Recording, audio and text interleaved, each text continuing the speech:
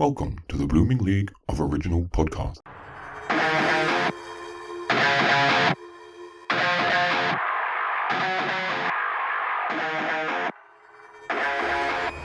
G'day and welcome to a spectacular edition of Thrash and Treasure, the Torture Chamber musical comedy podcast that's like Big Ted and Jemima being thrown into the Play School Thunderdome to fight to the death.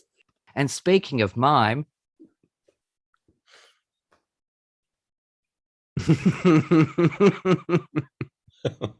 How's it going? Yeah, only you could do a visual gag in an audio medium. Anyways, guess what? What? We have another legendary Aussie diva in the square window today. And after 4 decades of inspiring audiences of all ages, one has to wonder what this affable artiste did in a past life to end up in our torture chamber. But that's insignificant to this stellar stallion stamp upon Aussie stages and screens, where we've seen this Sydney-sider slip and slide all over the slippery sobs, since making Mesdames et Messieurs melt as Marius in the merriest of mega musicals, Les Miserables. And from out of the death and destruction, his career came alive and solidified this gentle gem starshine, swiftly sweeping him up in the sweet 60s sound of The Sapphires, based on the novel by Precious, which helped improve that twice company, three's a crowd, but 4 Jews be bitching when he played Marvin in falsettos at the Sydney Opera House. And this classy soiree granted him the glamorous life required to perform alongside that acting anomaly, Dame Judi Dench, in A Chosen Little Musical. Plus, it prepared this prince to play Christine's pristine paramour Raoul in The Phantom of the West End, where he must have done something good for Andrew Lloyd Webber, who sailed him into Canada to commandeer the Von Trapp family. And whilst high on the hills, he ripped into 2 Billies, Crocker and Flynn, but that was after being cast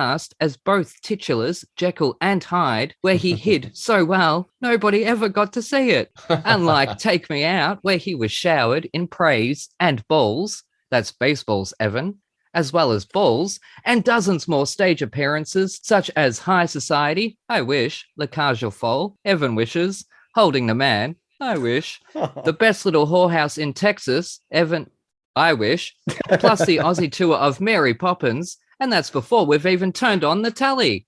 But if we do, we can throw a huge Aussie g'day as we shut up and raise our glass to this legendary lad who has appeared in a multitude of shows such as literally everything on Australian television, including his AFI award-winning role in Devil's Playground, which he later co-created, produced, plus reprised on the equally award-winning TV miniseries. And that all led to dying so Vin Diesel could kick some alien ass in the Pitch Black. But crash landing back to Earth, not even a medal from the Queen of England can compare to the 2 decades this dude delivered nursery rhymes, ABCs, 1-2-3s, and naptime stories to a random 17 million or so babies and toddlers, including me, which means he taught me to read A Bitch to Filth. So today we welcome a childhood hero into the fun but mental library to show him the kind of monster he helped create with paper, sticky tape, and a plastic bottle on his extra long run, co-hosting the extra long running Aussie TV Institute Play School. So hopefully we've finally found a guest who's brought along a bear for me, because we know he's definitely got some stories to tell.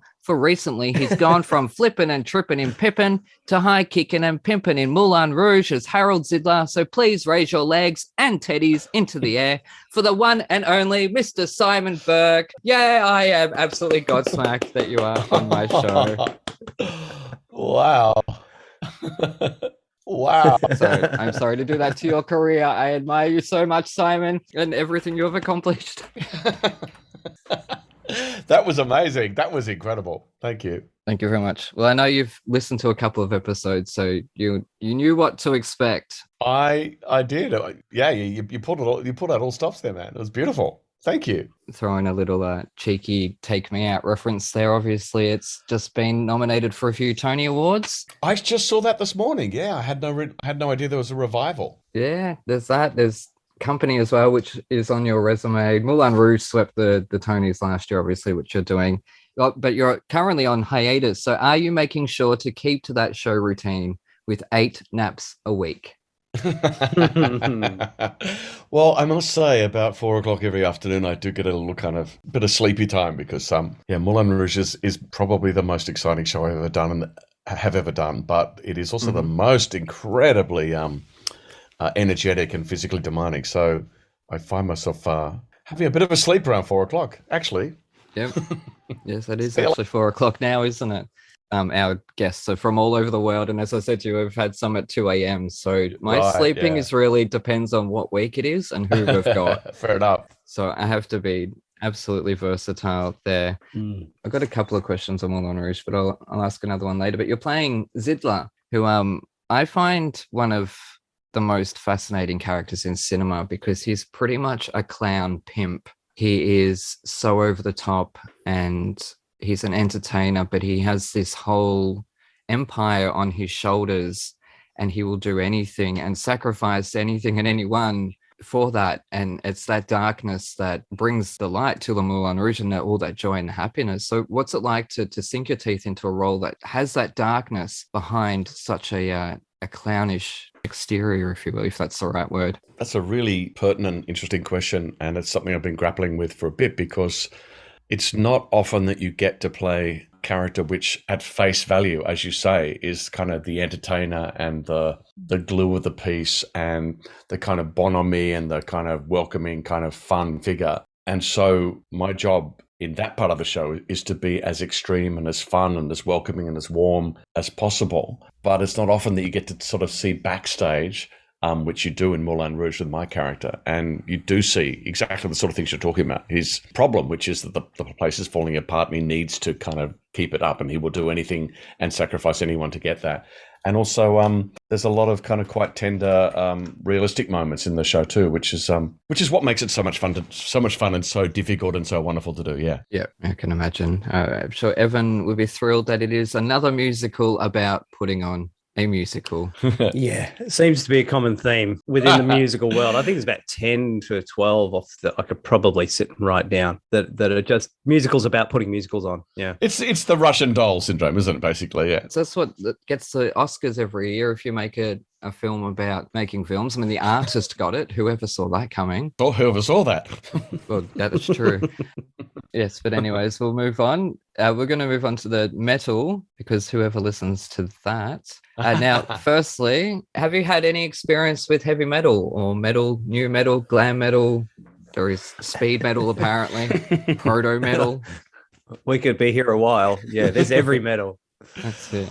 I have to say my experience of metal is incredibly limited. And I would say in terms of listening to one album, I guess the album that you sent me that we're talking about today is probably the first one I've listened to in entirety from start to finish. Yeah. Wow.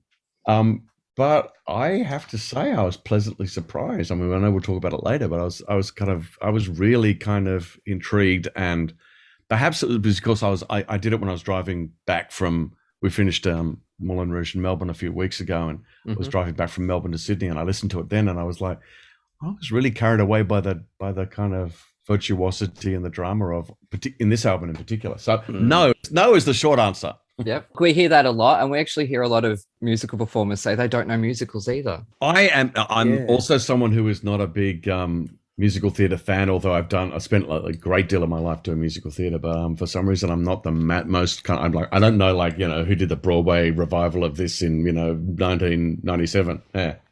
Okay, so just a quick question, because you did play school obviously for a long time. If you could pick a nursery rhyme to turn into a metal song, which one do you think would be a good one? Oh, that's a good one. I think almost anyone. I think Wiggly Woo would be a pretty fucking good metal song. Yeah. Wiggly Woo, Wiggly Woo, let's all do the Wiggly Woo. Ah!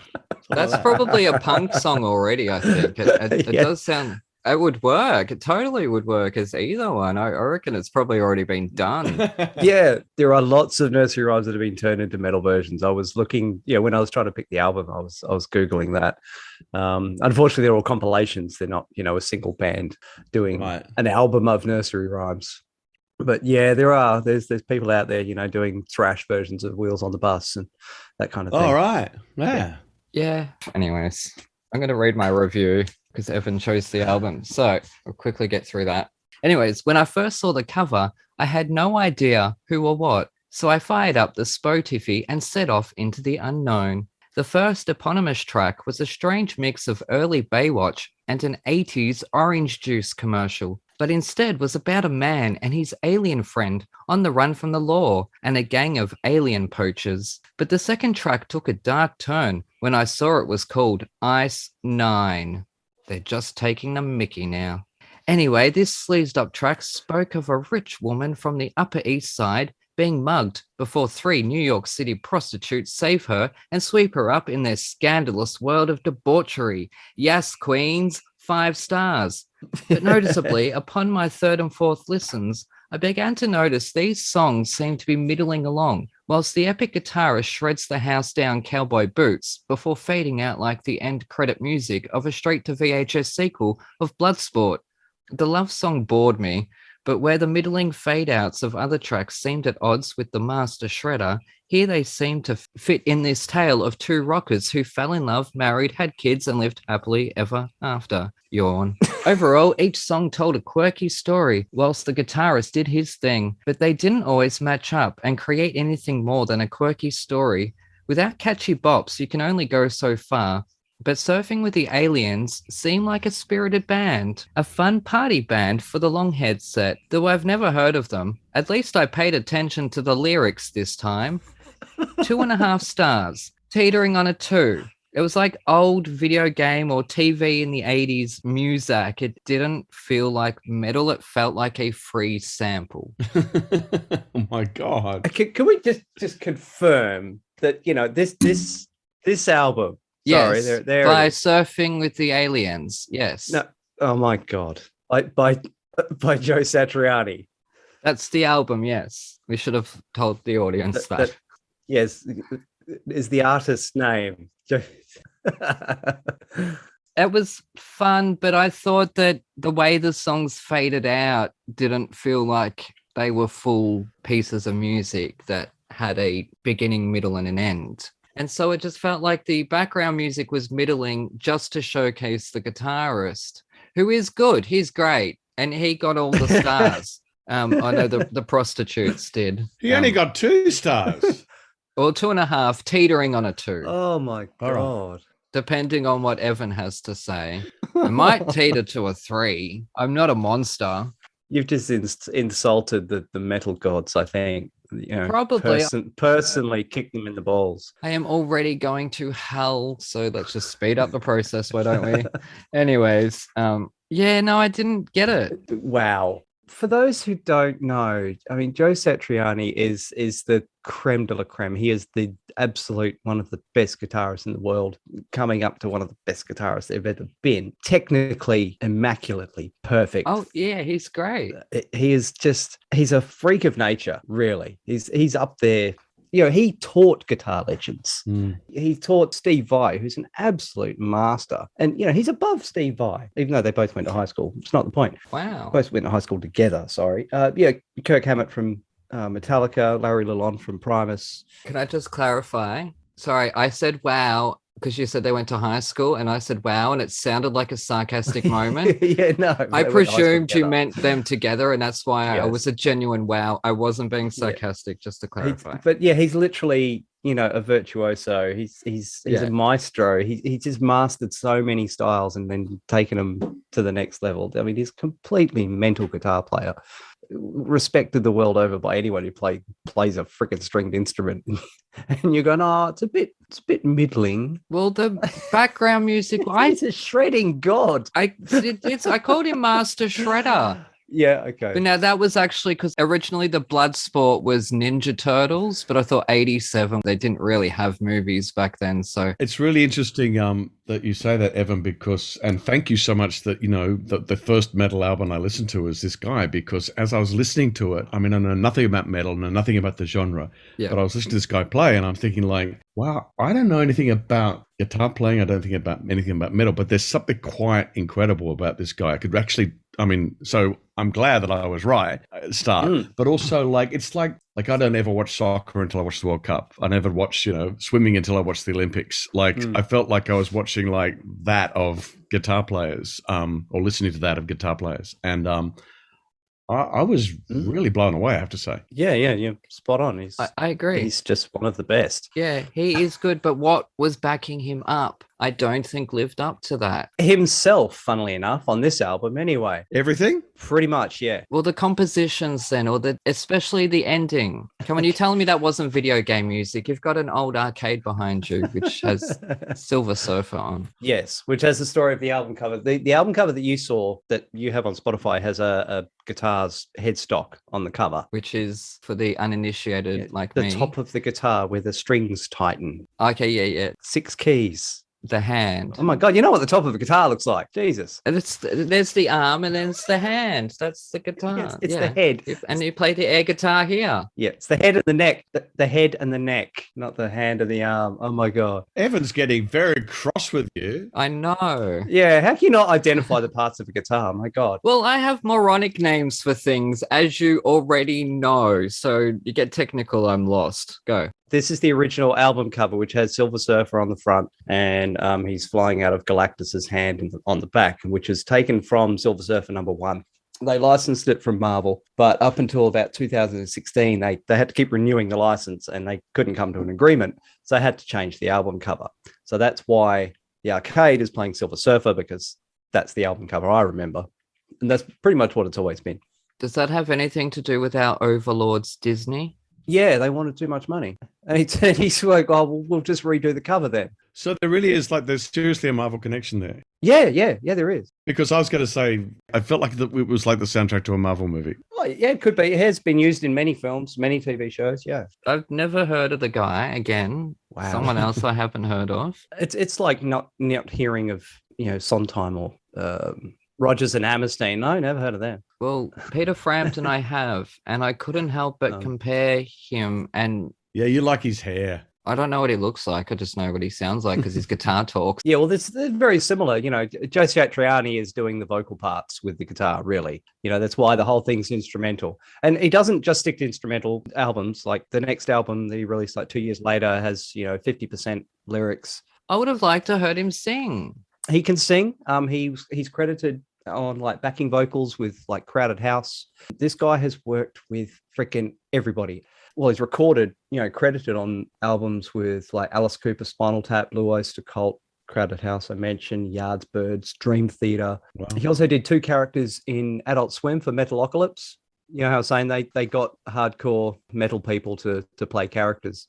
He was part of that. Yeah, I know what that is, and I recognize most of those bands you named, except 2. Yeah, he's had, he's just one of those guys. He plays with everyone. They literally do, every year they do the G3, as a play on the G7 or the G20. They do the G3, which is him and 2 other guitarists will tour, basically, and they just do guitar shredding exhibitions as concerts, and they sell out every year. Wow. But this one in particular, this is your classic sort of rags to riches type story where he'd done one album and hadn't really got much support.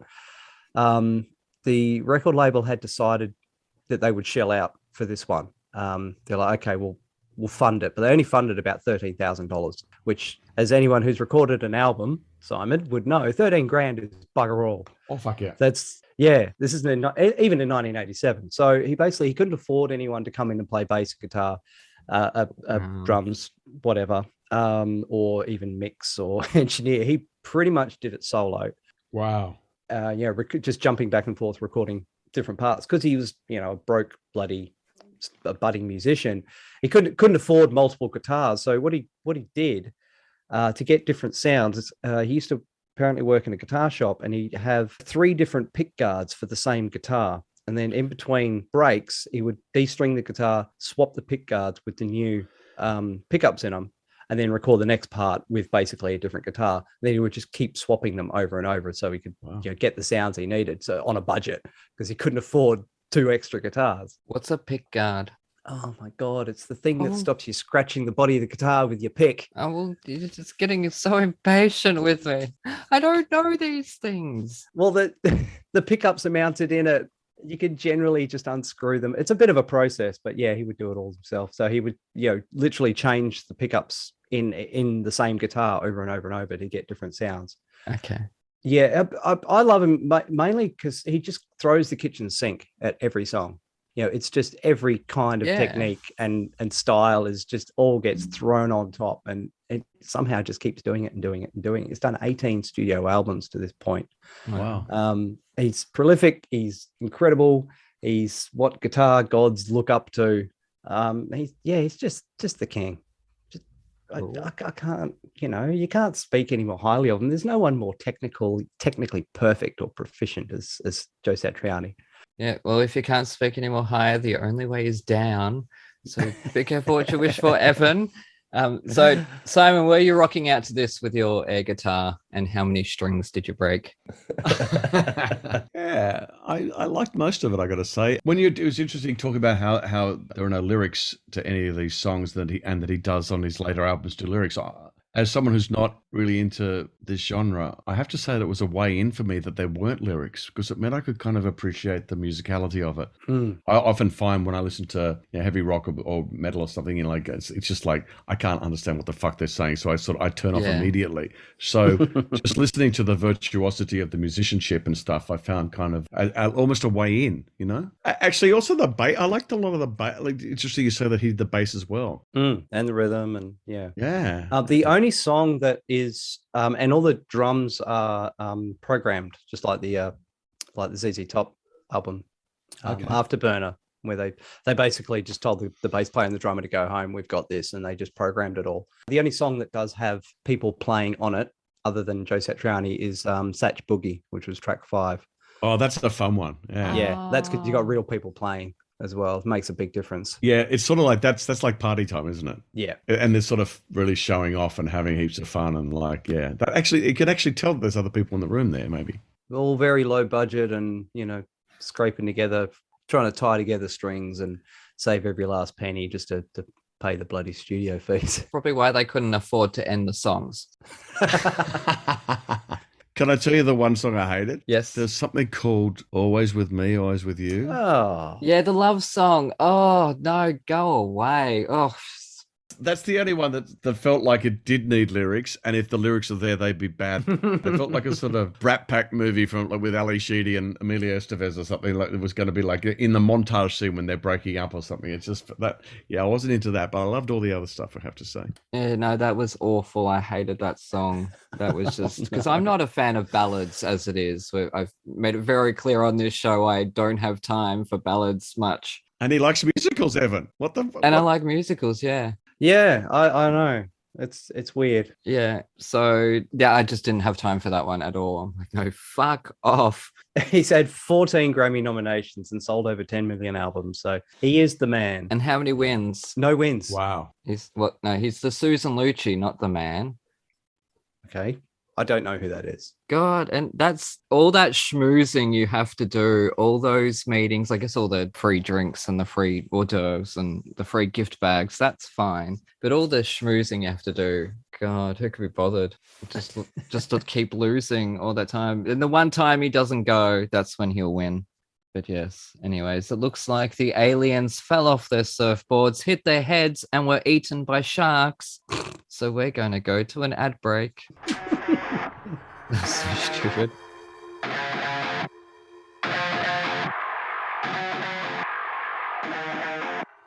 G'day, listeners. Aaron here. Because Evan and I are stuck in Australia, we thought we better send a spy to Broadway to check out the shows for us.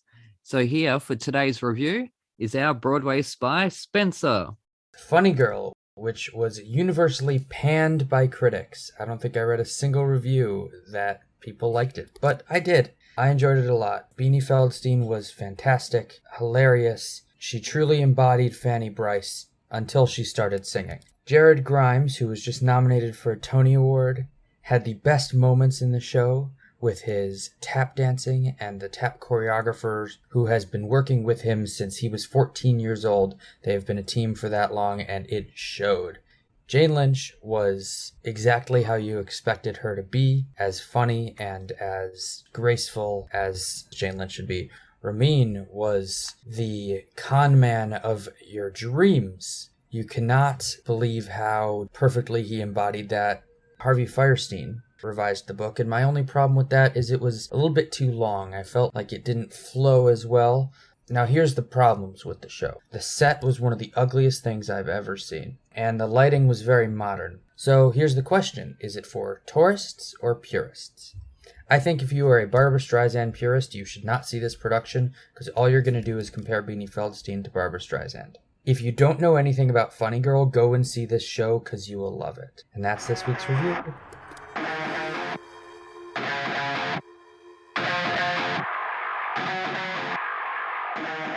Anyways, we're back with Thrash and Treasure. I'm Aaron. That's Evan. And we are joined by the one and only Simon Burke. Holy moly. Like, I have been watching this guy on screen since I was literally in nappies and saying nursery rhymes to me, and taught me how to build things out of toilet rolls and cardboard. And all you guys, such a huge impact. Like, international listeners, I know the UK had Play School up until I think it was 87 or something like that, and then it disappeared. But it's been on Australian TV for 60 years. I'm pretty sure we had it in New Zealand as well. We had Play School. Yeah, the Australian one, or yeah. No, it would have been the New Zealand one.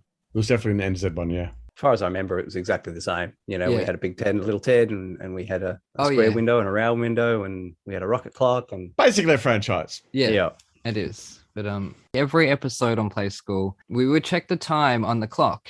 And quite often, much to our excitement, it would be the rocket clock. The rocket would turn around and there would be like a little diorama or something, and that would be the story that they would read to us. So Evan and I have made our own toilet roll rocket ships, like you guys, even still now on Play School, they always do. So we're going to get Simon to judge which one is the most ridiculous. Okay. So Aaron sent me a list of materials. He's like, right, we can use plastic bottles, toilet rolls, toothpicks, paper, cardboard. I think that was it.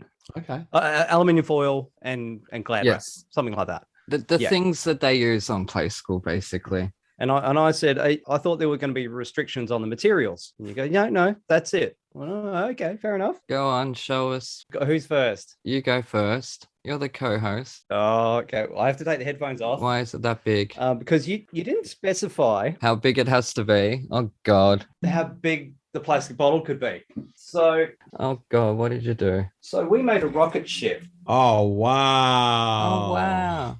Oh, Evan, no, I'm supposed to win this competition. That's not fair. So it's a bit of a homage to the rocket clock. That is. 100%. And it's bottles from... Water cooler bottle. It's massive. Yeah, so we've got all these boosted rockets all the way around. There we go. Evan, I am super, super impressed. And he's got his little portals because he's off. Wow. He's rocketing away. We're sending Joe Satriani back to his own planet. So there you go. You know how hard these things are to cut? I had to cut the bottom off one and the top off the other. I had to do it on the table saw, which I don't advise. Don't cut plastic on the table saw. It can catch and you'll do yourself an injury. Oh, yeah. You're not meant to hurt yourself. All right. Well, my one is very ridiculous. It's a rocket. But it's also a spaceship. Look at that. Wow. Oh, yours is a transformer. Damn. You just went the other way. It's also a deer with big ears. Oh, yeah, now you're clutching at straws. No, look, the nose and the eyes. You can't just draw a face on it and call it a deer. I did not. I had done the pattern on there and I looked and I go, that's a deer. That's wonderful. An elephant, maybe. Yeah, I see elephant there. Well, I see elephant. That's very cool. Guys, seriously, I'm so impressed by both of you. but I didn't have a bottle.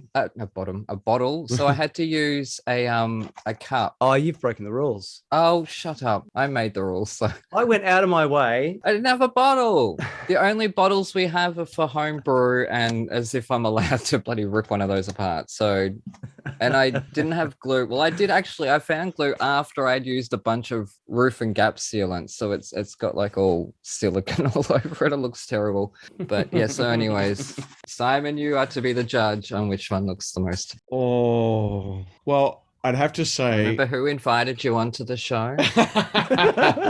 Well, what about if I say this? I say, Evan, yours is definitely worthy of Play School. But Aaron, yours is definitely worthy of Pitch Black. It is, isn't it? Yeah. And I only watched it today too. So I made this yesterday. And you know what? I'm actually really impressed with myself because it was not looking good. It's pretty hard. It was looking disastrous through most of it. And suddenly it all came together and I'm like, oh shit. So we were doing this, and I was sitting there thinking, I really envy the Play School crew where they can rock up one day and go, "What are we doing today?" Well, Big Ted needs a pirate hat, and Jemima needs a new kitchen, and someone's got to build a set for Mary's Little Lamb. That would be awesome. I would love to do that. The makes on Play School. So when you make something on Play School, it used to be called a make. So you'd have a singing section or a story section or a sort of play section or a make section. I was pretty good at the singing, pretty good at the storytelling, pretty good at mucking around. But the makes, they always used to give you the makes because I was notoriously bad at doing the makes. And the producers used to say that a 4-year-old child would look at what I'm making and thought, well, if that idiot can do it, anyone can. Hello. I'm a product of that, Simon. There you go. Wasn't actually going to bring this up. There's a YouTube video of them making a watering can, which does not look like a watering can. Let's just say that a bottle with water with a straw. And it is on YouTube. You can look it up. Play School makes a bong. I cannot watch that video without crying with laughter because it is so innocent. I think they do realize, but it's played so straight. Why do you think Play School's going for 50 years? It's because, it's the art of the double entendre. Yeah, true. Yeah. Yes. No. Anyways, we're going to move on to the musical now. We've done that. So, A Little Night Music is what we chose because Simon, you did this at the Royal National Theatre, I believe, in London with holy guacamole, Dame Judi Dench, who I would love to get her on here to talk cats, but I know that will get me blocked just asking that, so I won't. Yeah, maybe not the best one to ask her about, but my God, yeah. Certainly a career highlight, even meeting Judi, let alone working with her. Oh, can imagine. So, Evan, how did you go with this one? Because we've done quite a few contemporary musicals lately. Singing in the Rain wasn't, but it's still not this type of classical. Yeah. Well, as usual, I'd listen to them blind without knowing anything about them. And I'm so glad we did Sunday in the Park with George earlier. And I, fell in love with that because it's so amazing. Oh, did you? Oh, hell yeah. Wow. Okay. It's just... Really? Yeah. Oh, the music by itself was jarring and horrible. And then I saw the pro shot, the 83 Mandy Patinkin, and it was like, oh, it all makes sense. And it all came together and it was very clever and genius, really. To be fair, I was freaking that episode because it was your first recording and we had a guest. So that was on my mind that whole episode. So I've forgotten. Anyways, continue. So yeah, knowing Sondheim from just that one, and then listening to this blind, not knowing anything about it, I was immediately able to go, it's Sondheim. You can hear it. It's obvious. So I was able to enjoy it right from the start, even though, I should be coming in going, this is bloody opera. This is terrible. What is this garbage? But because I've had that foot in the door through Sunday in the Park with George, no, this was, really interesting. Again, I really love the research into a show like this that's been around for that long, been done that many times. But it seems to be the kind of show where you need top-notch people to be able to sing it. Like it's not easy. And the orchestration is not easy. And you look at the sheet music and it's just this wall of dots. It's like, oh my God, it's incredibly complicated. But yeah, so A Little Night Music came out originally in 1973 on Broadway. I listened to the original Broadway album and watched the 1990 PBS broadcast from the Lincoln Center. I think it was New York Opera Company did a production for film, which a lot of people seem to have seen that copy. So yeah, this week Aaron has looked through the triangle window because it's a musical done in threes. Your number OCD problem must be very happy with A Little Night Music. it's all in threes. Yeah. I'm completely satisfied. My OCD and Sondheim, the way he rounds things off and comes full circle, completely satisfied with his body of work. Full triangle, we've got to say. Full triangle, yes, that's true. Yes. But yeah, because he keeps the number three going all the way through it. There's a theme. You know, the vast majority are written in 3/4 time, which makes for great waltzing, by the way. If you ever learnt to waltz, there's actually a lot of really good dancing songs in it, traditional dancing, ballroom dancing kind of songs. But yeah, a lot of the songs are often, they're generally duets, but even then they're singing about a third person. The story's full of like interlapping love triangles. You've got the grandmother's, you know, the three smiles of the summer night, dealing with the young, the middle-aged, and the old. I sort of realized that there's three instances of either near-death experiences or a death. So it's like a trio of tragedy in there. So yeah, he keeps threes, and I think there's a couple more references to threes in there that I've missed. I know there's some musical callbacks. There's parts of songs that he uses 3 times. But yeah, it's really quite mental. Yeah, that's Sondheim. Yeah, the story-wise is ridiculous. You've got all these characters, like these deeply flawed or just morally reprehensible characters. They've all got so much going on at once. You've got, Edgar in love with his stepmom, who's also his age, while training to be a priest. Like everyone's got these issue upon issue upon issue piled up, and they're all just kind of mashed together in a weekend in the country just for the hell of it. Yeah, it's nuts. There are a few things that don't really make sense. Like, what's his name? Magnus. He won't defend his wife, but he'll defend his mistress. And lets pistols at dawn type dueling, but then chooses Russian roulette. Yeah, let's just flip a coin. Like, that makes no sense whatsoever. Although in the production that I saw, when he spun the weapon, that wasn't much of a spin. It was literally pointed at Edgar. I'm like, are you going to spin again? Because that didn't even go round, mate. Yeah. Like, you're clearly you first. But yeah, of all the dueling ways to sort out your differences, I wouldn't have chosen Russian roulette. But yeah, it's just a bunch of couples all cheating on each other and, trying to find, I don't know what they're trying to. They're trying to find a little night music. Yeah, the other half are, trying to find something better. And it's mental. It really is. You just come away exhausted. I think I had to watch this over 2 nights. There's just so much going on constantly. But it's incredibly clever. It's Sondheim. That musically it's clever. Lyrically, it's so clever. There's gymnastics going all over the place. You're pushing singers to their limits. 8 shows a week. You've got to be good to do this, clearly. But yeah, I liked it. It's Sondheim. You can't not like it. I'm starting to just go. He's just brilliant. You can't nitpick because the rest of 99% of it is just awesome. Yeah. You've also heard Gypsy because we have planned that episode. Yeah. See, I'm getting acclimatized to it now. Yeah. Although initially, I admit, if I had listened to this blind and not knowing anything about it and not have heard any other Sondheim, I would be going, this is horrible opera. Why am I listening to this garbage? Yeah. But yeah, it's not. It really isn't. I like it when there's not just a story behind a musical, but just... They've jam-packed every last bit into this thing. Like the lyrics, are constantly moving the story along, constantly defining characters and setting out scenarios. Like, they don't just stand there and sing about how pretty something is for 4.5 minutes and don't move the story along. He's so clever. Yeah. That My Wife song, You Must Meet My Wife. I love that. Oh yeah. See, again, there's 2 people singing about a third. They're all in thirds. I can see why it's so beloved. I can see why it keeps getting revived and redone, even just for, I guess, actors to prove themselves and to be able to pull it off, because there's some big notes in there and some really freaking hard things to sing, and hard orchestrations as well. That the orchestra in the pit would be sweating profusely, over some of this stuff.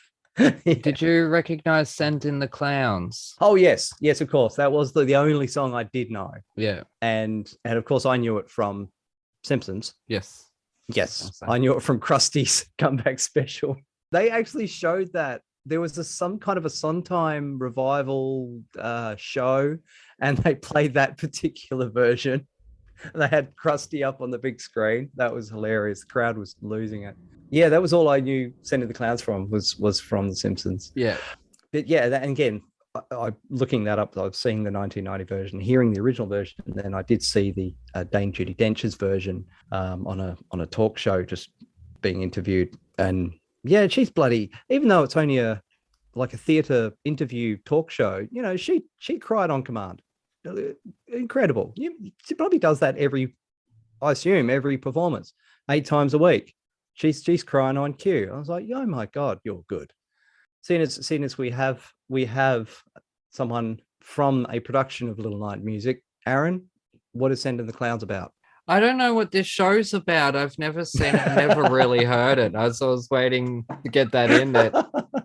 I don't know, because I guess it's always been too classical for me, which is odd because I do like things like The King and I and Phantom of the Opera. And I love Tchaikovsky and stuff, but I just never really gave this the time of day, I guess the time of night, more appropriately. But if I'd known there was Russian roulette, I might have. Because that was totally new to me. But one thing, listening to this numerous times, sometimes Twisted Smile is there because he had that iconic Twisted Smile and you hear it in his music. It's in the stories, but it's there in the music. And even in something like this, which is classical, and I thought it was just about old people having tea. I really did. I know that's sacrilege. I'm definitely going to hell in a handbasket. Which one loves the musicals and which one loves the metal after now? Because after this conversation, I think you might be doing a bit of a swap, guys. I know. Tell me about it. I know. It's getting bad. I'm getting acclimatized to this stuff. I know. I was just going to say, I think your response to it, on a first hearing, Evan, is so, well, it's so visceral, really. And I think the idea that what always strikes me with all of Sometimes work, but particularly this musical, is how he can present every character in this musical is completely real and they're completely ridiculous at the same time. And he doesn't comment on them. We don't laugh at them. We laugh with them. Yeah. Because we recognize ourselves in all of them. I mean, you can recognize yourself as a young man with Henrik, as a middle-aged man. I played Carl Magnus, or as Frederick. It's sort of like, or the 3 generations of women in the show. And I'm fascinated that you talked about the 3s because I believe it's the only musical. I don't know that there's another musical that has only ever been written in 3s, as in 3, 4, or 6, 8. In fact, the song that Carl Magnus sings, his solo, is called In Praise of Women, which actually do on my album, if you want to have a look at that on Spotify. Yes, we did. I did. Yep. That's in 6, 8. But then there's a bridge of it which goes into 3, 4, where the band is playing a 6, 8 and you're singing in 3, 4. It's like this is kind of, so when two ways of doing things in 3s are happening at the same time, and as a performer you're singing in 3, 4, but the band's doing 6, 8. It's so exciting. It's and as you said, it's such a challenge for a performer to do any Sondheim, but this show in particular, because you really do have to kind of understand all the nuances and the musicality and the depth of feeling in all the characters it's incredible. When I was maybe 18, 19, when I first heard it, maybe should have given it more than one listen. Yeah, there's so much in it. I ended up watching, people talking for 2.5 hours about all the imagery and what he meant by this and what he meant by that and what that line meant. And they really go in depth and pick it apart. But yeah, so you don't have a take on what Send in the Clowns is actually about. Oh, that was the question. Yeah. Sorry, then I exposed myself again as a Sondheim troglodyte. Because I think it's at the point Desiree and Frederick he's just turned her down. Okay, yeah. Saying she was hoping that they would both need saving, and he's gone, yeah, I'm going to go back to my 18-year-old wife. And yeah, she sings Send in the Clowns. Okay, what does it mean? Well, again, there's lots of different interpretations. Oh, so it was a trick question. Yeah. The first thing I think it's still up for debate, really. But my first thought was that in a circus, when acrobats have fallen, they would send in the clowns to distract the audience. There's the line in there that I'm on the ground and you in midair. And I'm thinking acrobats, the whole thing is a disaster. send in the clowns while we get carried out on stretchers kind of thing. Oh, wow. You're so smart. That was my first thought anyway. Yeah. I'm saying, yes, that's correct, as if I know. I have no idea. But it sounds right. Like, I don't know. I think the thing about Send in the Clowns is, like so many kind of one-off songs from so many musicals, until you know the musical, until you hear the musical, we all know the song out of context. yeah. Whether it's Barbara Streisand singing or Frank Sinatra or, Sideshow Bob. How many Sideshow Bob, indeed. Yeah. How many Whoever Krusty or whoever it was. Krusty. How many hundreds of versions of this have we heard? But I think it's about the kind of the ridiculousness, as we were talking about before, of the human condition. Like, just when I stopped opening doors, finally knowing the one that I wanted was yours, like you get to a point in your life and you think you found the answer and then something happens. And so Send in the Clown. Talking about when I had the pleasure of being in the production at the Royal National Theatre, and obviously not on stage at that point, but I would often just stand in the wings and watch Judi sing it. And it was just the most incredible masterclass in,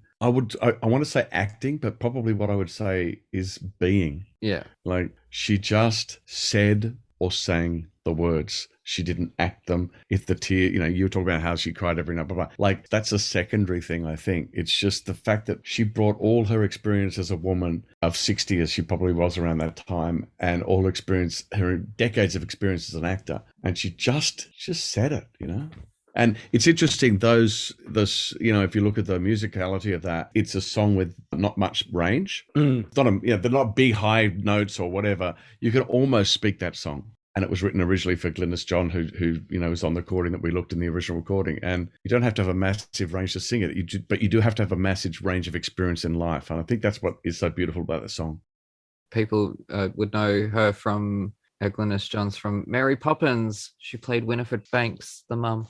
Oh, did she? Yes. That voice is just so iconic. Yeah, no, look, I kind of really like this. I like the darkness behind it, the twistedness that... Even that You Should Meet My Wife or whatever it's called, that stood out very much to me. And I hadn't heard that before. I don't know. I might have just not known it where it was from. Yeah, it's all very tongue-in-cheek pretty much all the way through. Exactly. Yeah, Magnus's character, I mean, he's really comic relief. Yeah. He, as well. I mean, the grandmother is as well. But yeah, he is. He's just that stereotypical machoist sort of guy. Yeah. That just, everyone knows someone like that as well. 100%. Yeah, alpha male, but like a total pussycat, and it was so much fun to play that character. I mean, like someone who's absolutely, without apology, just a total kind of backward chauvinist asshole, kind of like, I can have a wife and I can have a mistress, and wait a minute, my mistress is going off with somemeone else. How dare she? It was kind of like, it was just, but also very truthful. I mean, there's we see all those sort of people in ourselves. I was really interested in what you said before, Evan, about sometimes songs, people don't stand there and just sing and not move the action. And I think the best example of that in almost any musical is the Weekend in the Country song, which is the end of Act 1. And in that song, which is probably a 5-minute song, you see an invitation to a weekend in the country being handed from one character to another, and you see, and in each verse of it, the action is moved further because you worked out who's going, who isn't, what everyone feels about it. And then suddenly everyone sings together. And it's like, it reminded me, actually, I was listening to it today, and it reminded me a little bit of, the end of Act 1 of West Side Story, where all the characters sort of start singing and like, tonight. And so you have this thing where, and it's also a song I did the lyrics for that, but this thing of wrapping up everything into such an exciting, I don't know what's going to happen in the second half. So you go out into interval thinking, wow, that show was cool. Yeah. Yeah, no, that's where I lose my musical theatre card, because I wasn't a fan of West Side Story either. Oh, wow. Well, we did that in Moulin Rouge too, by the way. But at the start of Into the Woods does that, where there's got individual stories and they come together and they go off into the woods. And that's one example. I do like that show. But no, West Side Story, they didn't both die at the end, so I felt robbed. Yeah, but if you go in expecting Romeo and Juliet, you're expecting two deaths. So let's, throw a curveball in, a bit of a spanner in the works. Shakespeare's kind of 400 or 500 years old by now. Like, there's no surprises. There shouldn't be any surprises. It's Shakespeare. I don't know. Ask anyone under 30. Oh God, no, I'm not. Anyways, no. So doing it at the Royal National, because this was, pretty. I guess it wasn't. You started at 13 years old. This wasn't bloody early in your career. Goodness me, this was. I guess it was. It was. I suppose you could say midway into it. I mean, it's 25 years ago that it happened. And totally unexpected, but it was this brand new production of A Little Night Music, which, starring Judi Dench and directed by Sean Matthias, and the guy that had originally played Carl Magnus in the original Broadway production, Lawrence Guittard, was playing Frederick in this production like 20-something years later, and it was all very exciting. Got amazing reviews. I went to see it with a mate of mine in London because I was living in London at the time and just thought, wow, this is great. And the guy who was playing Carl Magnus, a French actor called Lambert Wilson, for some reason had to leave the production or wasn't happy in it or something. And he was wonderful in that. So having seen that production and loved it, I got this call out of the blue to come and audition to take over from him in it. I'd literally seen it like 4 days before and had no idea that this was going to happen. And then suddenly there I was auditioning for Sean and they offered it to me. Often when you take over in a musical, or always when you take over in a musical, like when I did Raoul in Phantom in the West End, I had about 2 weeks of rehearsals to get in, but none of it was with the cast that I was working with. It was all with resident, and they would teach me the choreography, and I would sort of almost do it in a bubble, and then you meet some of the understudies, and then a couple of days before opening night, you meet the principals, and then you have one kind of rehearsal with the orchestra, and you're on that night. This is the Royal National Theatre, and they do things slightly differently there. And so even though the show was still performing 8 shows a week at night, I went in on 10 o'clock on the Monday morning to start rehearsals, and I expected there'd just be sort of me and the stage manager and, the director. And there was the entire cast, like all 20-something of them, including Judi, including Sean Phillips. And they did a read-through of the show, and I was the only person going into it. And then we started rehearsing like the scenes. And, my first scene with Judi, because I have a lot of scenes with her, was all because I basically was playing Carl Magnus, who's kind of her toy boy. We read through the scene and Sean said, okay, so Simon, what do you think's happening in this scene? And I went, oh, okay. So I sort of, as you would normally do if you're first doing the production. And so I sort of said what I thought it was about. And then he said, and Judi, what do you think this scene was about? I was like, oh man, just tell me where to stand. We don't need to go through. Just tell me where the other guys stand. I don't want to step on anyone's toe. But she was so up for everything. They re-rehearsed every scene, re-blocked every scene for my interpretation of it. They were so welcoming. It was honestly one of the most exciting. I mean, I honestly used to pinch myself every single night. I would go backstage and I'd walk on. And the very first number is a kind of waltz, which the band do. And in this production, I had to be between Patricia Hodge, who was playing my wife, and Judi Dench, who was playing her lover. And we had to do this sort of waltz as a triangle, basically. And I'd just be standing there going, I'm a policeman's son from Darlinghurst. What the fuck am I doing with these two incredible women? Yeah, no, it was pretty cool. Yeah, getting Judi Dench to bend over backwards for you and come down on a Monday morning, like that's some power there, Simon. Goodness me. No power of mine. It was just the incredible generosity of the cast and that organization too. Yeah. Then again, she did do Cats, so clearly she is up for anything. Can not put anything past Judi Dench anymore. But it looks like it's way past bedtime for A Little Night Music, so we're going to go to an ad break.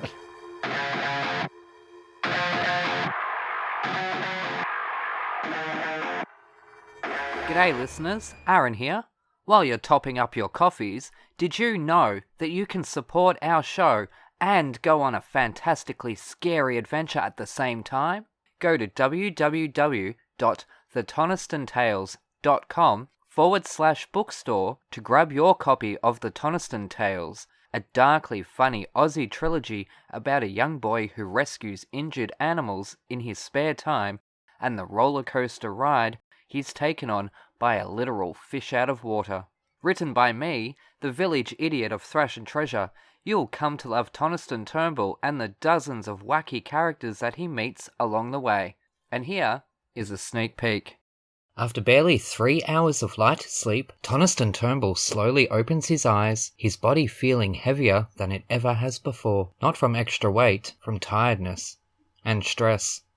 Polly sighs in the shadows behind him, the flame of the nearest barbed wire tiki torch tower having died down, but not out, while Toniston napped. "Are you awake?" Toniston whispers. "Oh, how can I sleep in this place?" Polly moans, turning onto her side and facing Toniston, who stays on his back, imagining obscure animal-esque shapes in the rusted tin roof above them, shadows faintly formed by the nearest dying torches.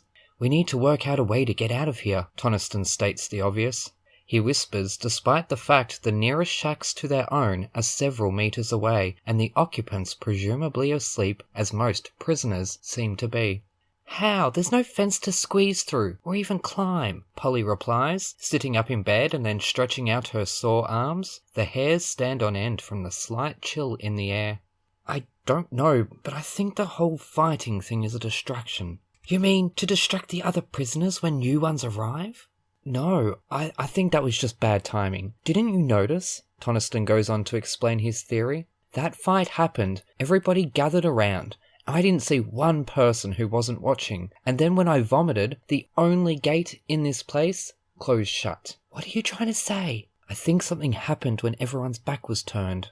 "Like what?" whispers Polly, her voice breaking up in fear. "I don't know. That's what we've got to find out." Toniston's brain starts working overtime. "But it's strange that nobody seems to want to leave. They seem almost happy. Definitely content. So, when's the next one of those stupid beatdowns?" Toniston can't help but think Polly looks tough, almost evil in the shadows as she asks. "I don't know," Toniston begins. But both teenagers are distracted by a crumbling noise in the distance. Hopping out of bed, Toniston joins Polly on her own, equally uncomfortable one, spotting a large, white package hovering close to the cave ceiling, behind it a shadowy figure. The package is lowered down, causing the teenagers themselves to lower as well, hoping not to be spotted by whom or what may be operating this obscure crane. Over a long, slow descent, the package is dropped to the ground. Polly keeps her eyes on it, but Toniston looks up immediately, spotting a large black shadow scurry away to God only knows where. "Come," he whispers, as he quietly hops off her bed, slipping into his docks with bare feet. Polly follows his lead. Careful to keep watch on all directions, the teenagers swiftly sneak over to the white package, their hearts beating an almost tribal jam in perfect harmony, and stopping in their tracks as the sudden realization of what lies before them sinks in. A woman, seemingly in her early 20s, wrapped up in bandages from the neck down. No, not bandages. "Is that spider web?" Polly asks, completely mortified at the prospect. Grab your copy of The Toniston Tales from thetonistonTales.com/bookstore today. Hooroo!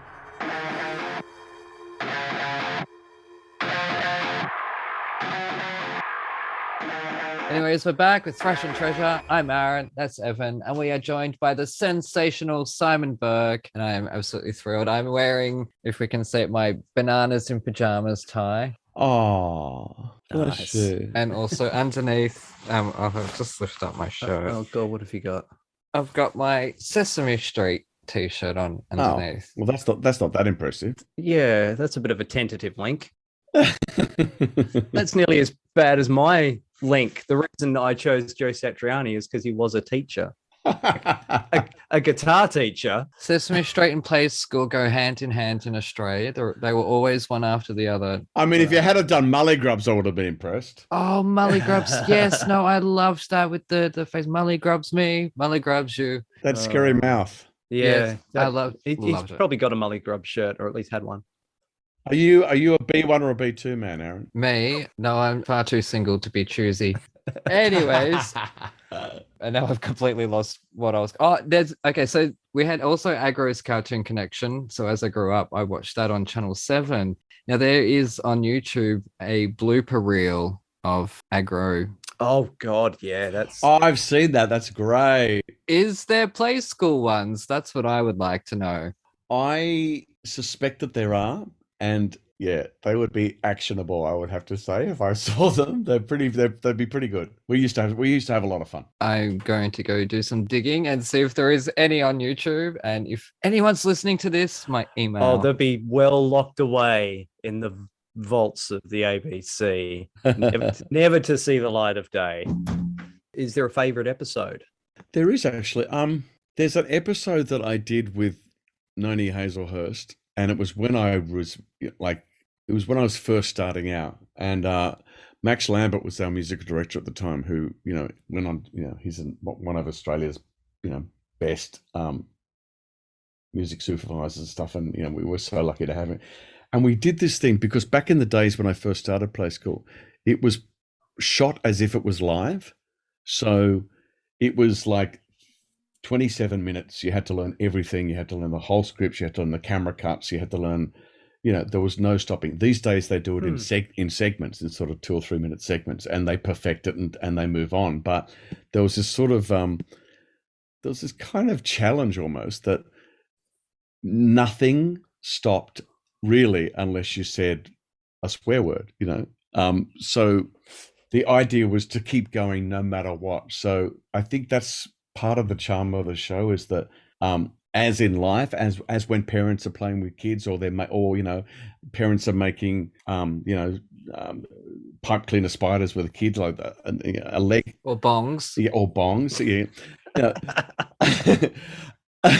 something will fall off. So you just keep going, right? So that's the thing that and for some reason we did this thing called the Humpty Dumpty Opera, Noni Hazelhurst and I, and we basically busked the whole thing. All we had was a vague story of what was happening, and we sang about 7 or 8 or 9 minutes of a Humpty Dumpty opera with the King's horses, the King's men, and everything. And we made it up as we went, and Max accompanied us. And it was about showing kids what opera was like, how there's a different way of singing, like, you can sing like that as an opera, And it was so much fun and so stupid that apparently they still play it in primary school teachers kind of, it's a toolkit, And so that was a lot of fun. Yeah, that would be my favorite. Yeah. Nice. I remember what you mean about the doing it like it was live. I can now that you've mentioned it, I can clearly remember like you'd be finished painting, you're taking the apron off and walking across to the next set, and now we're going to go and do some shopping over at the, and that segue that it did, marry it all together. It gave the show a kind of, it's not a pejorative term, but it gave it a sort of sloppiness, which made it real. And so like nothing was perfect, and they abandoned that way of shooting it in the early 2000s, and I think that was a big mistake because obviously things time changes, and the show had to be, but it became a slightly more sanitized and kind of more produced, as opposed to this thing of hey, like literally as if it was live. So it was almost like live television, even though it was being recorded. Yeah, it was like you had the the coolest kindergarten teachers ever. Absolutely. It was just like at school, the same transitions would have to happen, right? We have to clean that up, and now we have to move on to the next thing. But the show it's not like American preschool programming that's so bright and colorful and in your face. The hosts are so incredibly calming to children across Australia. Like that's why it's such an institution, because it's not so loud and in our face. And even when there is singing and dancing and I get silly and all that, it's still not, rah, it's not big bright explosions and stuff. It's not like TikTok Play School. No, it's not Blue's Clues or anything like that with all, I don't know what it's like today. I haven't watched it in a while, but I remember Noni, because Noni, Benita, Trish Goddard, they were there when I came in, and so I sort of learnt my craft from those women because they were so incredible. But I remember Noni saying it to me once very early on, and I didn't understand this for a few years, but she said that she'd learnt more about herself as an actor from doing this show than anything else. And I went, oh, what are you talking about? We're just doing a kids show. But basically this whole thing of, it's about presenting, well, you're presenting, so you're actually talking to an audience, or talking to a camera, where most of our time, when we're doing film and television in drama, we try not to look at we obviously pretend the camera's not there. You actually have to engage with someone. And we were always told that we weren't talking to children, talking to like 100 children, talking to 1 million children, or even talking down to children.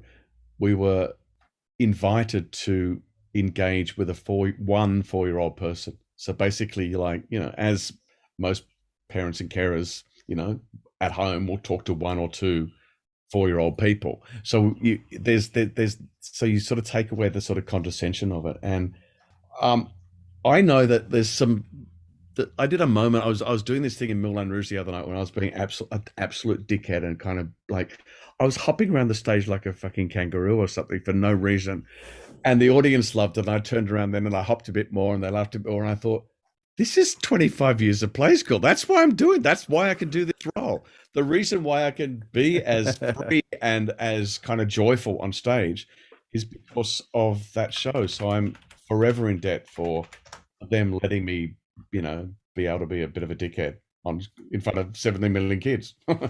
I've heard it's a bit of a masterclass for performers. And if you can make it on Play School, I think you can make it anywhere in any industry, because it is.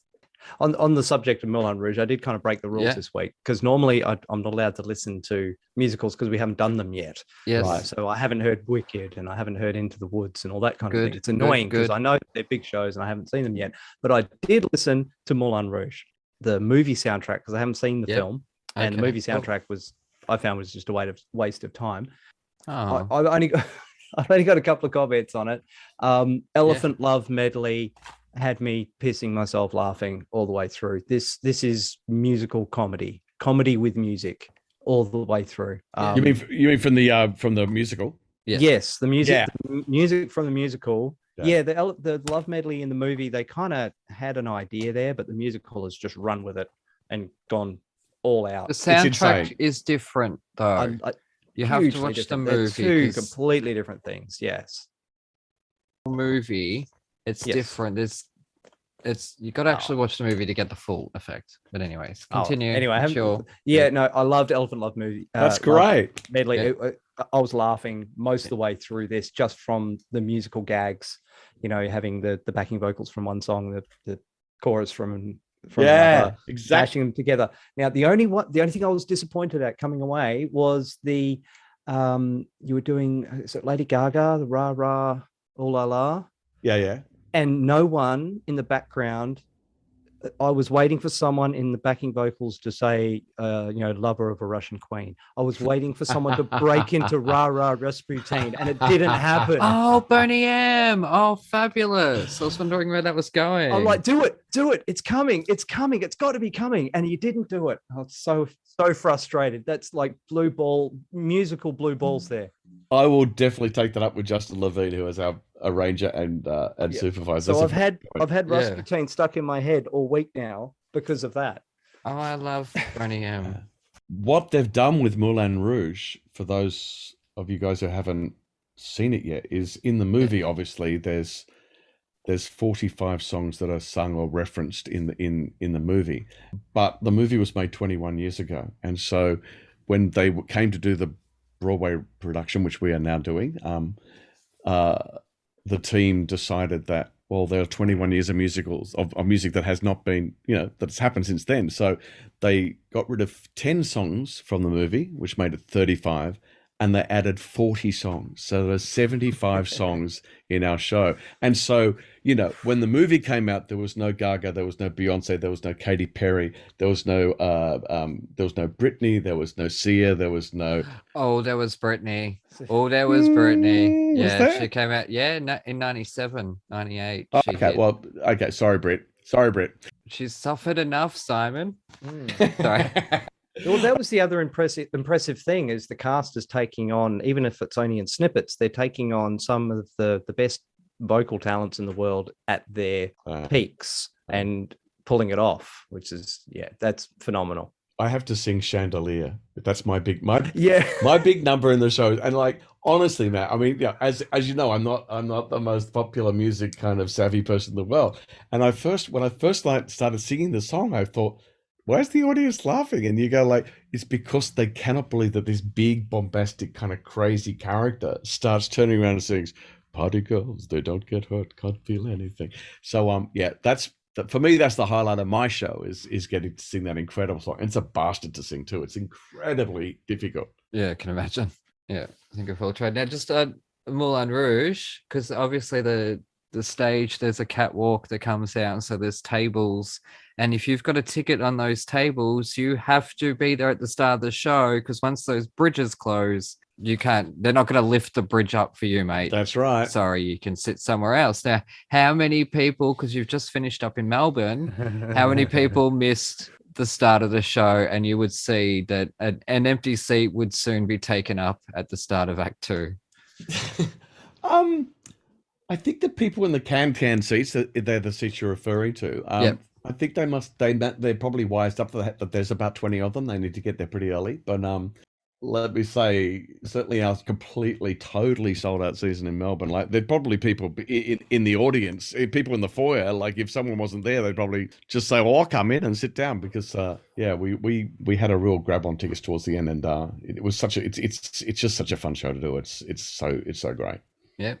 Now, well, from something fun to something serious, how do you deal with self-doubt and that inner saboteur?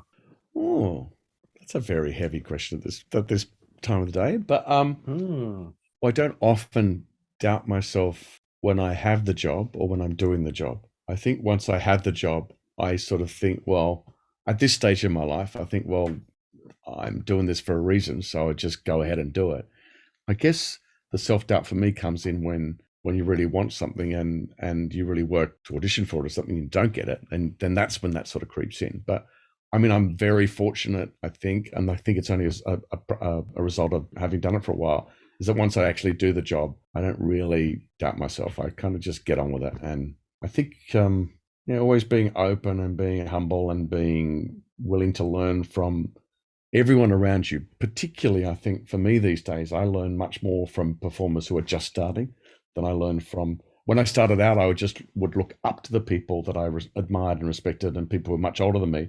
But now I'm sort of an old dude. I get my inspiration from people who are literally just starting, not people who've been doing it for 10 years, but literally who are having their first job. I find that sort of helps me with all my self-doubt and all that sort of stuff.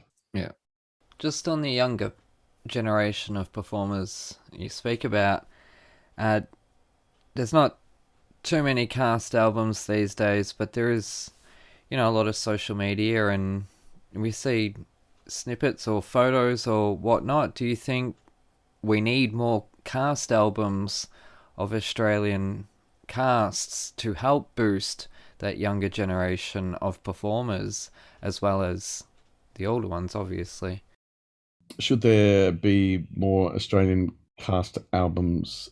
In many ways, the sort of ship has sailed in that regard. I mean, I think that, 25 years ago, you would get the Australian cast recording of a musical, but there's just, I think CDs going out and all sorts of stuff, and it's so much more expensive. I think people get to know the shows these days well before they see them. Like Hamilton, for example. Like, you would not need an Australian cast recording of Hamilton because, everyone of the millions of people who will see it in Australia probably know the Broadway cast recording so well. But they don't know the young cast. That's where I think they would benefit. I'm not sure I necessarily agree with you about that. I think that certainly, for example, I'm talking about the Hamilton, the young performers in Hamilton, Australian performers, and thankfully virtually all Australian performers in Hamilton. We have a virtually all Australian cast, like we do have an all Australian cast in Moulin Rouge.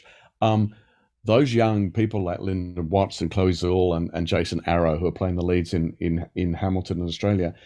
I mean, social media and the producers of Australian musicals have become so savvy with social media that those people have now quite a big profile, that I think a much bigger profile than doing a cast recording would give them. I think I just look at some people, like, you look at how many followers they have on Instagram before they're in Hamilton and how many they have now, and it's quite stunning. I don't know, I guess just in terms of looking after the performers, that might help. I don't know whether performers in Australian performers in musical theatre are well treated or not. I think that seem to be secondary to the Ah, shows in Australia. I'm not sure that I agree with that. I think it very much depends actually on the producer. Like, for example, Yeah, Moulin true. Rouge, the producers of Moulin Rouge, head and shot, they are just the most fantastic people I've ever worked with. They looked after us during the pandemic in a way that was above and beyond the call of duty. They have a kind of an inclusivity and a commitment to equality and diversity, which I've never seen even in subsidized theatre, let alone commercial theatre. And they've got together a cast in this production anyway. I mean, we've been through a lot. We've been together for almost a year. And, you know, we've been through quarantines and pandemics and closures and outbreaks of COVID and being stood down and stuff. Yeah. And they just happened to cast it with 35 people who, whether they're 19 years old, it's their first show, or they're as old as me and it's their 60th show. We all kind of 600th, Simon. I've seen your resume. 600th. And that's being like lied about it. Yeah, sorry. to your point, I don't think you can ever take the pedal off the metal in terms of looking after performers, or in fact anyone who works for you in any industry. I think that there are good employers and there are bad employers, but I mean, I don't necessarily think that that Australian musical theatre performers are treated any less than anyone else in the world. That would be my case. My only thing that I would say is that you know, you look at the shows that do really, really well here, and you know, they are by and large all Australian casts. And I think that, you know, protecting Australian jobs for Australian performers is something that I would, you know, always be very, very much in favour for and always support, because, you know, that's how you get a next generation of musical theatre stars. Like when I did Les Mis, I was in the original Australian cast of Les Mis when I was in my early 20s, and there was Anthony Warlow and Philip Quast and Deborah Byrne and Marina Pryor, and we were all kind of fairly young, but that's when Cameron McIntosh said, no, there is the talent here to cast Australian performers, and there is no reason that we have to bring people out. Had that not happened, had they brought out people from the States or from the UK who had done like the third understudy in this, then perhaps, you know, we would never have got our chance. And I think that sort of thinking about the future always has to be looked at, because the only reason we are here doing what we do today is because we're given the opportunities as young performers. And you do have to nurture an industry. You can't just expect it's going to happen. You have to really nurture it. Back on Moulin Rouge, you're saying they looked after you. It was closures. I believe you guys got halfway through your show and it got closed because of COVID. Yep. In the middle of the show. What happened there? Well, not only was it a normal show, it was our New Year's Eve show. Oh, God. And my partner, who I hadn't seen for 9 months, had just been down for Christmas, and we hadn't seen each other for 9 months, and he had organised this like 10 or 15 friends to come to my apartment that I'd rented in Melbourne, and we had having this big sort of barbecue. I was going to see all these friends. We were going to have we had an afternoon show, and we were having New Year's Eve, and that was the time we were still having PCR tests on site, as we still do twice a week, and rat tests every day. Rats every day, sorry, not rat tests. And it was the time. It was New Year's Eve, and so it was around the time in Melbourne and in Australia where, you know, COVID was really starting to get quite serious, the Omicron wave. Anyway, one of our people in our cast had not had their PCR returned, but everyone else had, and so they did a rat test, and they were fine. And then so we did the show as normal, and then in the middle of the show, the company found out that that person's PCR had come back positive.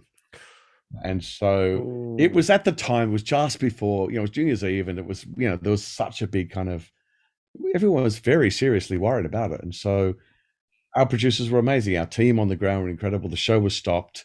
We're all sent to our dressing rooms. The audience was out of the theater within literally 10 minutes. And yeah, they got the hell out of there. That's why. Yeah, my partner said, our own partner said, actually, you have to get everyone out of the thing, because I have to spend New Year's Eve by myself, because I had to isolate by myself on New Year's Eve, as the whole cast. We were just very, very serious about it, which is, you know, I get cross with people who call that overkill, because I think people were just responding to what had to be responded to at that day, at that time. I mean, that would be maybe different, 6 months later, but at that time, that was how you responded to things. You didn't fuck around with stuff. You just, when there's a problem, you just kind of cut the cord. So it was full on, and I feel terribly sorry for the audience who were there that day, because it's the middle of the second half, but they all came back. Yeah, that's all right. Well, at least Satine got to survive that day. Yeah. But anyways, what has been your most vulnerable on stage moment, or the most sort of scared? Or when I did The Sound of Music in London at the London Palladium, I was playing Captain Von Trapp. Yeah. And I'd come over from Australia to do it, and I just had this amazing opportunity to come and do this role. And I'd been in London about 2 or 3 months. I just opened the show, and I must have been feeling homesick. I didn't think I was homesick, but I hadn't seen my partner for a while, and I was kind of a bit lonely. And it was a matinee in the afternoon, and in that show, there's a moment in the second half where the Nazis are sort of about to come and take over, and there's a scene where someone's very nasty to my character, and the Nazi guy leaves, and Maria says, "What are we going to do, Georg?" And I say, "We'll have to get out of Austria right away." And this particular afternoon, the Nazi dude came in, and we had this scene. He walked out, and Maria says, "What are we going to do, Georg?" And I said, "We'll have to get out of London right away." And I looked at her, and she looked at me, and the audience sort of took this breath in, and then 2,000 people and me and her just laughed and laughed and laughed. It was like, what the fuck have I just said? We'll have to get out of London right away. Yeah. So maybe I felt quite vulnerable then. Yeah.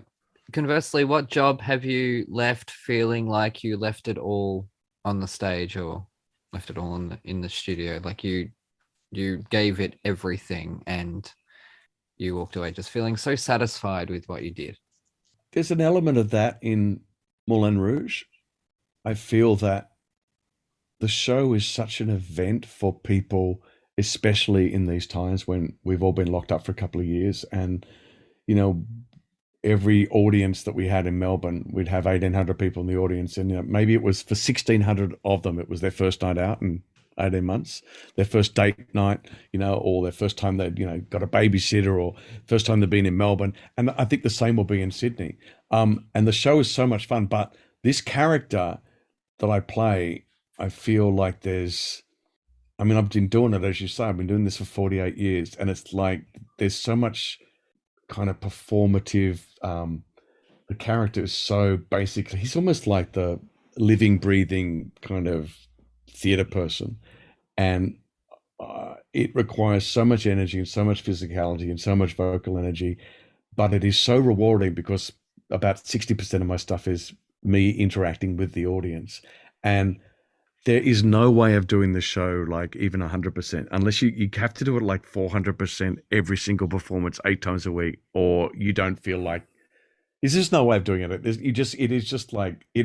on steroids. And so I come away from that show every single performance absolutely spent and absolutely fucked, but I've never enjoyed anything. I feel so rewarded by it because the audience have such a great time. It's just the best show I've ever done. 100%. Now, obviously you've conquered stage and screen and audiences of all different types. So what has been the sweetest thing a fan has ever said to you, or something that sort of meant the most to you and stuck out? Obviously you raised a lot of us, Simon. You and Noni and John and George, Benita.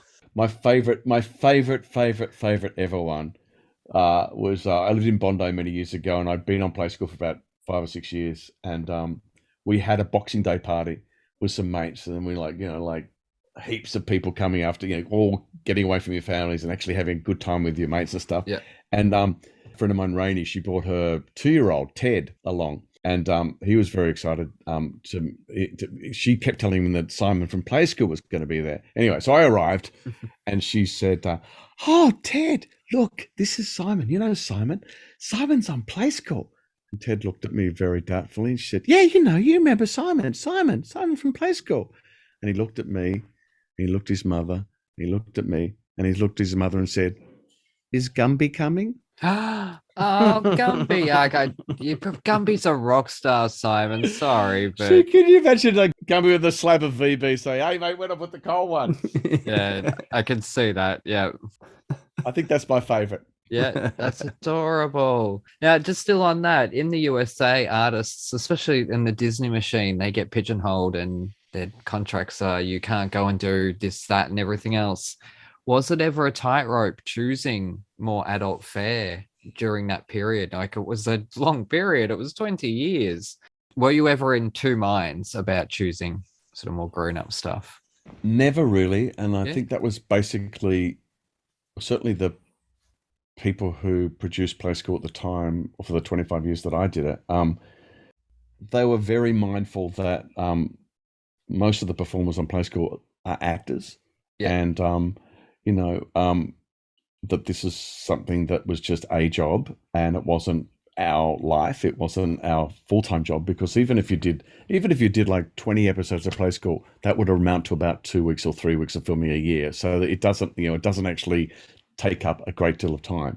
And they were really happy. Like, they're really happy to do, some sort of unbelievably dark, kind of violent, kind of play with sort of very adult themes. And, you're a Play School actor. I mean, it certainly has presented some interesting situations in my personal life, I have to say, when you're sort of, you're going out somewhere or you meet someone and they say, I used to watch you on Play School when I was 4. That's Yeah. a whole different kettle of fish. But certainly in terms of I think you opened with that, didn't you, Aaron? Yeah, pretty much.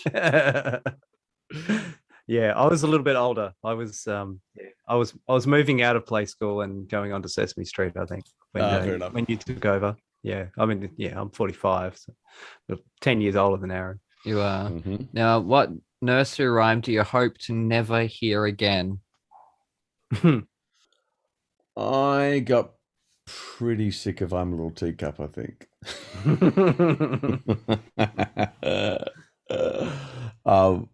They're all good. They're all fun, and I loved, especially we had so many great musical directors on Play School. There was always a kind of interesting musicality to them, and you got to kind of, that was the interesting thing about the performance of Play School songs. Like, it was very much, when I did it anyway, they often chose people who couldn't necessarily sing wonderfully. And, those of us that were singers were actually encouraged to kind of flatten it out a bit so that it wasn't too performative. It was more inviting. So, take the vibrato out, take the sort of show, and then, do some sort of show off stuff when you're kind of mucking around, like the Play School opera thing I was talking about before. No, I found that really cool that it wasn't sort of precious about the tonality of it, because if it's too performed, then a 4-year-old kid will just watch rather than join in. Yeah. I want to sneak in before we run out of time. Sorry, just before I did listen to your album. Thank you. I think literally yesterday, day before. Yeah, I was just going to say, it's not normally the kind of thing I would listen to. Being generally I like loud guitars and screaming. Sure. But I did love Song in the Sand. And the duet with Caroline O'Connor, You're on Top. That line, there's a line in there. Friend of the show, Caroline O'Connor, that you missed out on. Yeah, I was like, I know that name. There's a line in it. You're the nominee for the GOP. That made me laugh. Oh wow, yeah. And that was written in the 30s. Can you believe it? Yeah. Wow. Cold Border. Yeah. Well, yeah, we keep repeating ourselves, don't we?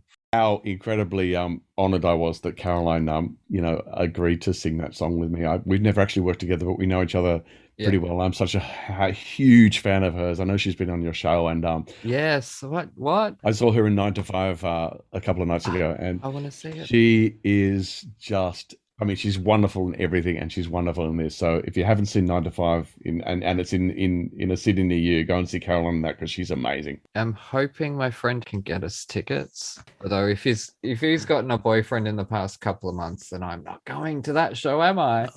Anyway, but yeah, just finishing off, being Australian, obviously, My Country was excellent. Loved My Country. Oh yeah, Dorothy McKellar, and the other duet with Connie Fisher, True Love, that really stood out as well. I found listening through it, when you get paired with female voices like that, and you can bounce back and forth, that's what I think where you really shine.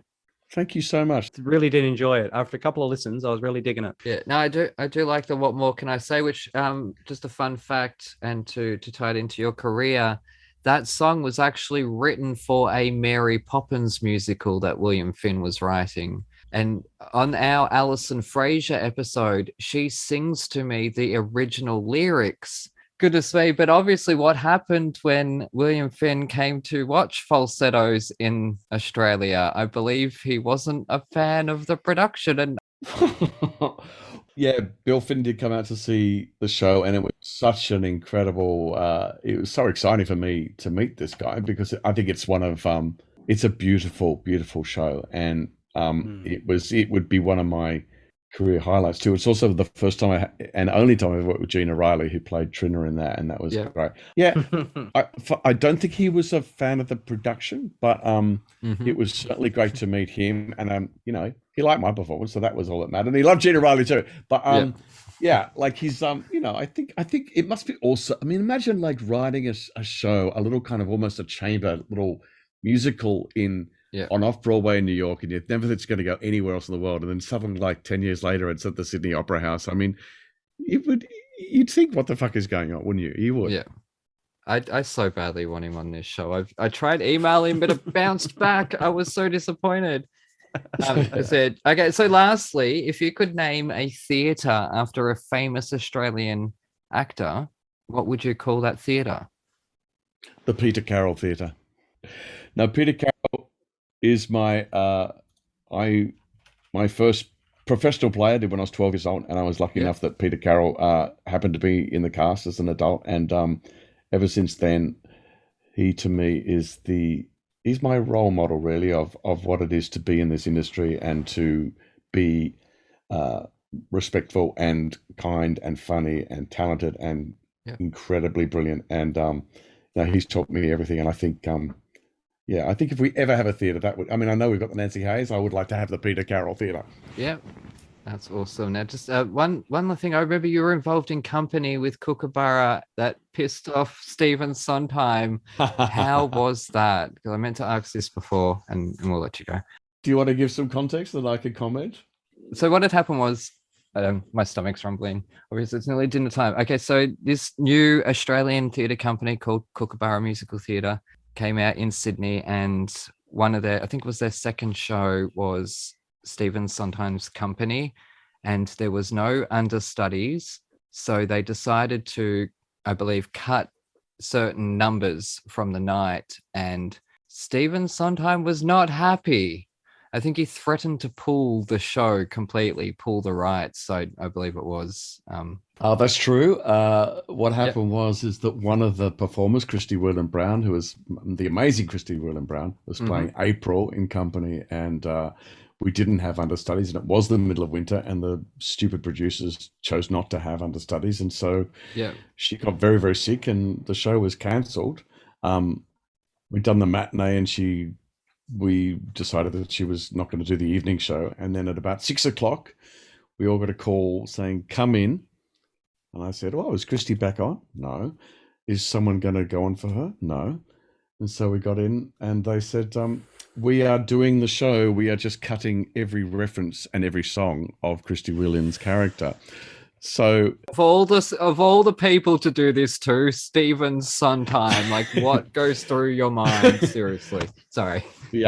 And this is knowing he's in the audience? Oh no, he wasn't in the audience, but he was but right. He certainly knew about it within about 4 hours, I believe. Yeah. So and it was like next morning, the entire production, like the show was closed for a couple of days while they worked out what to do, because he, obviously he and his people just do not do that to my work. And quite rightly, the axe came down, and no, it was an interesting time. There's a book about that somewhere, or certainly a chapter. Oh, is there? Oh, awesome. Mm. But anyways, it has been such an honor, truly, Simon, to have you on my show, and best of luck for Chookers, I should say, for the Moulin Rouge. So if you're in Sydney, get tickets to see Moulin Rouge. What theatre are you at? The Lyric? No, we open at the Capitol Theatre on the 4th of June. We're playing to the end of the year, and it's pretty fun to come and see it. Thank you so much for having me, guys. I've really listened to a couple of episodes before I was on, and I think it's really fun what you do, and I've had a great time. Thank you very much. No, it's such a thrill. Thanks so much for giving us your time and making me. Well, Aaron made me make a rocket, but it's been a while since we've done some arts and crafts. Yes. The kids are getting older now. Youngest is friggin' 14, and that's nice. Alrighty, a huge thank you to Simon Burke for joining us. What a thrill that was. You can find him on the social medias at Simon Burke on Twitter, or on Instagram at Simon__Burke. So that's 2 underscores. I had to check putting my mouse, and it looked a little bit too long, so I thought, I think that's 2, and it was. So you can find us on Instagram at Thrash and Treasure Podcast, or on Twitter at Thrash and Treasure, also Facebook and YouTube and all that. Be sure to like and subscribe, and if you are feeling nice, write a review. Be as honest as you want to be. Anyways, that's it from us, so you take care, and we shall see you next time. Hooroo! Thanks, guys. Take care. Bye. Thank you so much. Wiggly woo! Wiggly woo! Let's all do the wiggly woo!